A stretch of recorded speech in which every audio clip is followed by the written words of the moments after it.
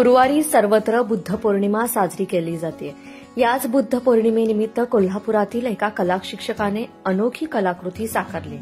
कोल्हापूर जिल्ह्यातील भादोले गावचे micro artist आणि कला शिक्षक संतोष कांबळे यांनी अवघ्या 4 सेंटीमीटर म्हणजेच 1.5 इंच खडूवर भगवान गौतम बुद्ध यांची बोधी वृक्षाखाली बसलेलं असं शिल्प साकारले।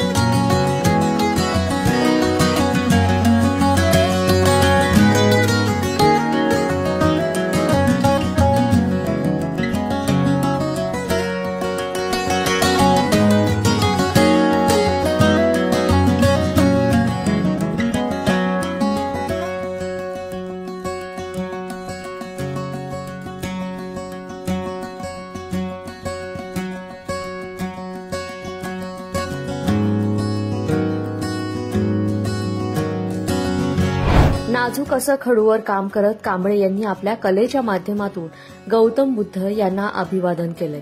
हा व्हिडिओ तुम्हाला कसा वाटला कमेंट बॉक्समध्ये नक्कीच सांगा। लोकमत.com साठी कोल्हापूरहून मी दुर्वा दळवी।